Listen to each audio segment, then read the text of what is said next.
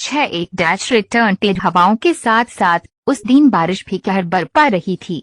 बारिश में भीगते हुए वहां पर एक आदमी खड़ा हुआ था।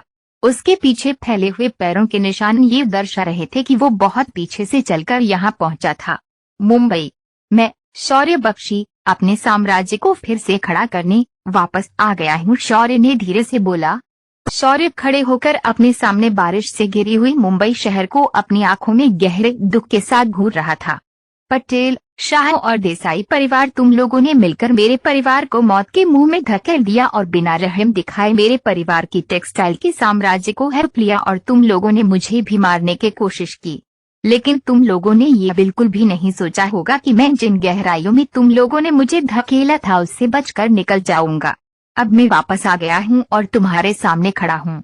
मैं ये कसम खाता हूँ कि मैं अपना साम्राज्य फिर से खड़ा करूंगा। बारिश के जोरदार हमले के बीच खड़े शौर्य बख्शी की आंखों में बदले की आग जल रही थी, जो बुझने को तैयार नहीं थी। आखिरकार बेरहम बारिश खत्म हुई और उस जगह में शांति छा गई। वहां पर सिर्फ शौर्य के मुंबई की ओर बढ़ते हुए पैरों के निशान थे। पापा, माँ, आपका शौर्य आपसे मिलने आया है। मुझे माफ कर दीजिएगा कि मैंने आपको इस भूली हुई मिट्टी में 10 सालों तक अकेला छोड़ा। मुंबई के हलचल भरे शहर में बारिश की वजह से बड़ी मुश्किल से दिखाई देने वाली एक कब्र के पास शौर्य अपने चेहरे पर आंसू और अपनी आंखों में दर्द लेकर घुटनों के बल बैठा हुआ था। 10 साल पहले शौर्य बख्शी परिवार का लाडला बेटा हुआ करता था। उसके पास दुनिया की सारी चीजें थीं और उसका फ्यूचर बहुत अच्छा नजर आ रहा था। वो बहुत भोला था और उसे दुनिया की हकीकत के बारे में पता नहीं था। उसकी जिंदगी अच्छी चल रही थी और सब कुछ सही था। लेकिन एक रात वो सब बदल गया, एक भयंकर तूफान के साथ। एक रात जब उसका पूरा परिवार रात का खाना खा रहा था, गुंडों का एक ग्रुप उनके घर में घुस गया। उनकी दुनिया जो कभी प्यार और हंसी से भरी हुई थी, तब जंग के मैदान में बदल गई थी। बख्शी परिवार के टेक्सटाइल साम्राज्य को हड़पने के मंसूबे से भ्रष्ट नेताओं की मदद लेकर 3 दूसरे परिवारों ने ये हमला करवाया था। इस हमले ने शौर्य की पूरी दुनिया को तबाह कर दिया। शौर्य उस आदमी का चेहरा कभी नहीं भूल पाएगा जिसने उस रात वो हमला किया था। उसकी आंखों में दया का कोई भी निशान नहीं था। उस आदमी ने बड़ी बेदर्दी से प्रॉपर्टी ट्रांसफर के डॉक्यूमेंट्स डाइनिंग टेबल पर फेंके और शौर्य के पापा को उन पर साइन करने के लिए फोर्स किया। जब शौर्य के पापा ने ऐसा करने से मना कर दिया तो उस आदमी ने एक डरावनी आवाज में कहा, साइन करो या ना करो, कोई फर्क नहीं पड़ता, वैसे भी तुम मरने ही वाले हो। ऐसा कहने के बाद वो आगे बढ़ा और शौर्य के पापा को एक जोरदार लात मारी, जिससे वो जमीन पर जोरों से जा गिरे और उनका सिर फट गया। थोड़ी देर बाद उन्होंने हिलना बंद कर दिया। हैवान कहीं के। जब शौर्य के मां ने चिल्लाकर हमलावर पर हमला करने के लिए अपने कदम आगे बढ़ाए तो उसकी आवाज हमलावर के चाकू की वजह से हमेशा के लिए चुप हो गई। वो जमीन पर गिर पड़ी। उसकी नजर शौर्य पर टिकी हुई थी, जिसमें प्यार और दुख दोनों दिख रहे थे। शौर्य ये दिल दहला देने वाले नजारे अपने सामने होते हुए अपनी खुद की आंखों से देख रहा था। इसकी वजह से वो और ज्यादा नहीं सह सका और हमलावर की ओर तेजी से बढ़ा। तुम्हारी इतनी हिम्मत! हमलावर ने एक उसी के साथ शौर्य के गले को पकड़ा और उसे जमीन पर फेंक दिया। जब शौर्य को अंधेरे ने घेरा तब उसके मन में उस आदमी की निर्दयी आंखें घूम रही थीं, जो किसी की जिंदगी को चिट्ठियों की तरह देख रही थी। जब शौर्य उठा तब उसने देखा कि उसका पूरा बख्शी परिवार आग की लपटों में जल रहा है। बख्शी परिवार जो कभी भारत की टेक्सटाइल साम्राज्य का बादशाह हुआ करता था, उस रात उसे भारत की मिट्टी में मिल गया। मेरे बेटे, आज से एक अलग जिंदगी जीना। तुम्हारा बख्शी परिवार से कोई लेना देना नहीं है। मैं तुम्हारी देखभाल करूंगी। वो लोग हमारी पहुंच से बहुत बाहर हैं। उस भयंकर रात को याद करते हुए शौर्य की आंखों में आंसू आ गए। उसके पास खड़ी औरत ने आकर उसके कंधों पर अपने हाथ रखे। ये औरत मीना पटेल थी, जो कभी बख्शी परिवार की वफादार हुआ करती थी। उसने उस रात शौर्य को आग की लपटों से बचाने की कोशिश में अपना एक हाथ को दिया था। आसान जिंदगी, ऐसी जिंदगी जिसमें मैं अपनी ही विरासत को हासिल ना कर पाऊं, आखिर ऐसी जिंदगी जीने का क्या फायदा? मीना के पैरों को छूने के बाद शौर्य मुड़ा और रात के अंधेरे में आगे बढ़ गया। शौर्य, आखिर तुम जाओगे कहाँ? उसके पीछे से मीना की आवाज आई। इस पल से शौर्य बख्शी नाम का कोई भी आदमी इस दुनिया में नहीं है, और अगर मैं कभी वापस लौट कर आऊंगा तो आपकी इस मदद का बदला चुकाने आऊंगा। मीना आंटी कड़कड़ाती सर्दी में शौर्य की यह बात चारों ओर गूंज उठी। अपने सबसे बुरे समय में शौर्य एक आश्रम में जा पहुंचा था जहां पर उसकी मुलाकात एक साधु से हुई थी। सुनो, इन ईंटों को यहाँ से वहां ले जाओ और ये काम सूरज के डूबने से पहले हो जानी चाहिए। क्या तुम्हें वो गली के कुत्ते लड़ते हुए नहीं दिख रहे हैं? जाओ उन्हें रोको और अब यहाँ आओ, अपने हाथ धो और इसमें कूद जाओ। साधु ने गंदे पानी के गड्ढे की और इशारा करते हुए शौर्य को उसमें धकेल दिया। बदबू इतनी ज्यादा थी कि शौर्य अपनी जिंदगी को कोसने लगा, लेकिन वहां से बच पाना उसके लिए नामुमकिन था क्योंकि वो वहां फंस गया था। दिन महीनों में बदल गए और महीने सालों में। शौर्य को बर्तन धोने से लेकर आश्रम के सारे काम करवाए जाते थे, लेकिन धीरे धीरे उसका शरीर इन सब चीजों का आदी होने लगा।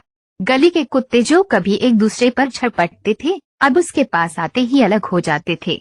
उसकी आवाज अब सबसे खूंखार आदमियों को चुप करा सकती थी। 3 साल बीत चुके थे।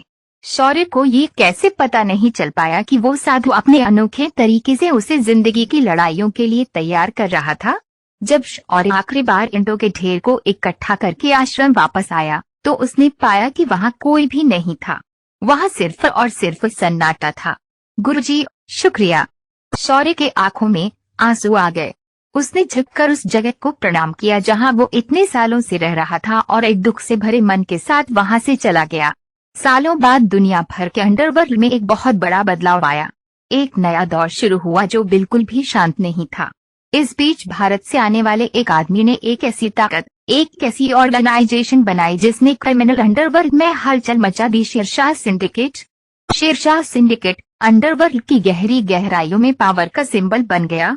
जब भी कोई पावर का नाम लेता था तब उसके मन में सिर्फ एक नाम आता था, शेरशाह सिंडिकेट। मुंबई के गलियों के बीच शौर्य के दिमाग में एक सोच आई, आखिर मीना आंटी कैसी होंगी? मुंबई की सड़कों पर खड़े होकर शौर्य उस औरत के बारे में सोच रहा था जिसने उसके लिए कितना कुछ पीछे छोड़ दिया था। उसने ये कसम खाई थी कि वो उसकी असीम दया का बदला चुकाने के लिए वापस आएगा। उसकी यादाश्त के मुताबिक मीना इंद्रप्रस्थ कॉलोनी में रहती थी। गर्मा गर्म समोसे, ताजी चाय। कुछ कदम आगे एक फूड स्टॉल पर बहुत सारे लोग इकट्ठा थे, जहां पर एक औरत की आवाज सुनाई दे रही थी और वो बहुत मेहनत कर रही थी। शौर्य का दिल धक उठा और वो वहीं रुक गया और उसकी आंखें आंसुओं से भर गईं। एक औरत जिसका एक हाथ नहीं था, बड़ी मेहनत से अपने दूसरे हाथ से आटा गूंथ रही थी और उसे समोसे का रूप दे रही थी। मीना आंटी, ये मीना आंटी हैं। शौर्य की आंखों और ज्यादा नम होगी। वो जो कभी बख्शी परिवार की सबसे वफादार बॉडीगार्ड हुआ करती थी, आज वो अपने हाथों में बेलन थामे हुई थी, जिस हाथ में वो कभी कुछ और खतरनाक चीजें पकड़ा करती थी। एक तरफ हटो, रास्ता छोड़ो। शौर्य मीना से मिलने जाने ही वाला था कि सामने से 3 गुंडे घुस आए और स्टॉल के पास जाकर उसे एक लात मारकर गिरा दिया। आसपास के लोग अचानक हुए इस हमले से चौंक गए और मुसीबत में फंसने से बचने के लिए वहां से भाग गए। आखिर तुम कर क्या रही हो? क्या तुम्हें नहीं दिख रहा कि शेरा भाई यहाँ है? यह सुनने के बाद मीना ने अपने बेलन को गुस्से से कसकर पकड़ा, लेकिन उसने अपने आप को शांत होने के लिए मजबूर किया और एक मुस्कान के साथ शेरा भाई की ओर आगे बढ़ी। चलो जल्दी करो आंटी, जल्दी से पैसे दो, मुझे और लोगों से भी पैसे लेने हैं। शेरा भाई ने आसमान की और देखकर बोला। शेरा भाई वहाँ का एक लोकल गुंडा था। उसने लेदर की एक जैकेट पहन रखी थी और उसके बाल चमकदार थे, बिल्कुल बॉलीवुड फिल्मों के गुंडों की तरह। लेकिन तुमने तो परसों ही मुझसे पैसे ले लिए थे न? क्या तुम्हें आज भी पैसे चाहिए? क्या ये कुछ ज्यादा नहीं हो रहा है? मीना के चेहरे पर गुस्सा साफ साफ झलक रहा था। परसों? तो क्या अगर तुमने परसों खाना खाया है तो आज नहीं खाओगी?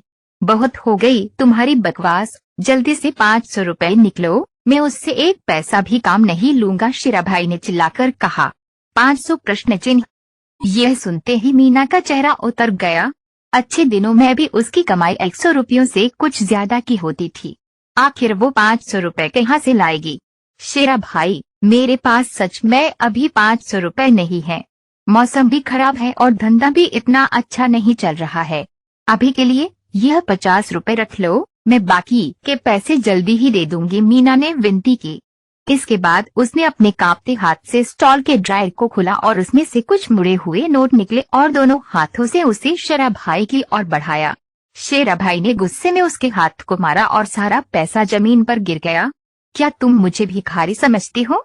सुनो, अगर तुम्हारे पास पैसे नहीं हैं, तो शायद तुम्हारी बेटी इसमें कुछ मदद डैश। शेरा भाई की घिनौनी बात बीच में ही रुक गई और वो जमीन पर गिर पड़ा, जिसे देखकर उसके साथी हैरान होकर वहीं जम गए। उसकी जगह पर अब एक नौजवान खड़ा हुआ था। उसके चेहरे पर कोई भी भाव नजर नहीं आ रहा था। तुम अपने आप को क्या समझते हो? लड़कों, उसे पकड़ो। शेरा भाई बड़ी मुश्किल से खड़ा हुआ और शौर्य को भयंकर रूप से घूर रहा था। ऐसा लग रहा था कि उसकी कई पसलियां टूट गई हैं। उसके दो साथी जो अभी भी सदमे में थे, उन्होंने शौर्य की और बड़े गुस्सैल तरीके से हमला किया। उसने पहले हमलावर के हाथ को पकड़ा और उसे घुमाकर एक तरफ फेंक दिया और दूसरे हमलावर के मुक्के को पकड़कर मरोड़ दिया, जिससे उसका हाथ टूट गया और वो दोनों जमीन पर गिर पड़े और दर्द से कराहने लगे। इसके बाद शौर्य मीना की और मुड़ा और अपने घुटनों के बल बैठ गया। उसकी आवाज में दुख साफ साफ छलक रहा था। मीना आंटी, मुझे माफ कर दीजिए कि मेरी वजह से आपको ये सब झेलना पड़ा। मुझे यहाँ बहुत पहले से ही आ जाना चाहिए था। अपने सामने हुई लड़ाई को देखकर मीना पहले तो चौंक गई थी, लेकिन जैसे ही उसने उसके सामने बैठे लड़के को देखा और उसकी आवाज सुनी, उसकी आंखों में आंसू आ गए। मीना आगे बढ़ी और शौर्य को खड़े होने के लिए कहा। शौर्य, मेरे बच्चे, क्या यह सच में तुम हो? इतने सालों के बाद चलो खड़े हो जाओ, तुम्हें घुटने नहीं टेकने चाहिए। तुम अब काफी बड़े हो गए हो, मीना ने प्यार भरी आवाज से कहा। जब शौर्य ने ये सुना तो मानो उसकी सारी चिंताएं खत्म हो गई। वो खड़ा हुआ और शेरा भाई को फिर से सबक सिखाने के लिए उसकी ओर बढ़ा। अब तुम क्या करना चाहते हो? शेरा भाई ने अपने डर को बहादुरी से छिपाने की कोशिश करते हुए कहा। शेरा भाई वाकई डर गया था। शौर्य की हरकतें और उसकी आंखों को देखकर वो सच में चौंक गया था। जब शौर्य उसकी ओर बढ़ने लगा तो वो धीरे धीरे जमीन पर रेंगते हुए पीछे हटने लगा, लेकिन शौर्य ने उसे गले से पकड़ा और मीना के पैरों पर लाकर फेंक दिया। चलो जल्दी करो और उनसे माफी मांगो, वरना तुम्हें बहुत बुरे अंजाम भुगतने पड़ेंगे। शौर्य की आवाज में दया बिल्कुल भी नहीं दिख रही थी, जिससे शेरा भाई की कुछ और बोलने की हिम्मत नहीं हुई। मुझे माफ कर दीजिए आंटी, मुझसे बहुत बड़ी गलती हो गई है। प्लीज, मेरा एक परिवार है जिसकी जिम्मेदारियां मुझे पूरी करनी है। शेरा भाई ने मीना के पैरों को छूते हुए विनती की। शौर्य ने बाकी दो गुंडों को इशारा किया, जिनके पैर डर के मारे कांप रहे थे, जो भागने की तो सोच भी नहीं सकते थे। भाई प्लीज, हमें जाने दो, मैं तुम दोनों को छोड़ दूंगा, लेकिन तुम्हें इस शेरा भाई को थप्पड़ मारना होगा। चलो जल्दी करो, शौर्य ने कहा। भरी मन और डर के साथ एक गुंडे ने शेरा भाई के गाल पर थप्पड़ मारा। उसके बाद दूसरे ने भी ऐसा ही किया। ठीक है, बस हो गया, चलो अब जल्दी से यहाँ से निकलो, इससे पहले कि मेरा मन बदल जाए, शौर्य ने धमकी दी। शौर्य बेटा, वो लोग एक खतरनाक माफिया ऑर्गेनाइजेशन से हैं, भीसू सिंडिकेट, मीना ने डरी हुई आवाज में कहा। तो क्या हुआ? उन्हें आपसे इस तरह की बदतमीजी करने से पहले 10 बार सोचना चाहिए था, शौर्य ने कहा। एक मुस्कान के साथ शौर्य ने मीना को साफ सफाई करने में मदद की। मीना के ऊपर जो भी मुसीबत आएगी वो उसका सामना डटकर करेगा, चाहे वो माफिया ही क्यों ना हो। शेरा भाई और उसके दो आदमी कुछ दूर चलने के बाद उसके एक आदमी ने पूछा, शेरा भाई आप गुस्सा तो नहीं होना? हमने आपको थप्पड़ उस आदमी के डर की वजह से मारा। यह सुनकर शेरा भाई का गुस्सा और बढ़ गया और वो उस गुंडे को मारने के लिए आगे बढ़ा, लेकिन उसकी पसलियां टूट जाने की वजह से वो जमीन पर गिर पड़ा। शेरा भाई जल्दी करो और मुझे हॉस्पिटल लेके चलो जल्दी, शेरा भाई ने दर्द से चिल्लाया। उसके दो साथी उसके पास गए, उसे उठाया और हॉस्पिटल के लिए रवाना हो गए। बेटा आओ, अंदर आओ, ये घर काफी पुराना है, मुझे उम्मीद है कि तुम्हें कोई दिक्कत नहीं होगी। मीना ने शौर्य का अपने घर में स्वागत किया। मीना का घर काफी पुराना था, उसके पिछले घर से बहुत ज्यादा अलग, जो बड़ा और एक अच्छे और अमीर इलाके में हुआ करता था। इससे साफ पता चल रहा था कि मीन ने पिछली परेशानियों से बचने के लिए अपना घर छोटा कर लिया था।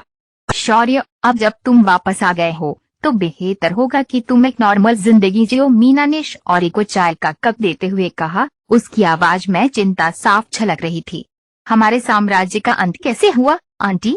हमारे पास तो इतने सारे बड़े परिवारों का सपोर्ट था, लेकिन इसके बावजूद हमारे परिवार को इतनी बेरहम हार सहनी पड़ी। शौर्य ने अपने अतीत की परछाइयों का जवाब मांगते हुए पूछा। शौर्य, मेरी बात मानो, यह एक ऐसा खतरा है जिसे हम नहीं छू सकते, मीना ने कहा। मीना आंटी, मुझे पता करना ही होगा। मैं उन लोगों को इतनी आसानी से नहीं छोड़ सकता, शौर्य ने बिना हिले कहा। ठाकुर परिवार, मुझे बस इतना ही पता है, मीना ने कहा। ठाकुर परिवार,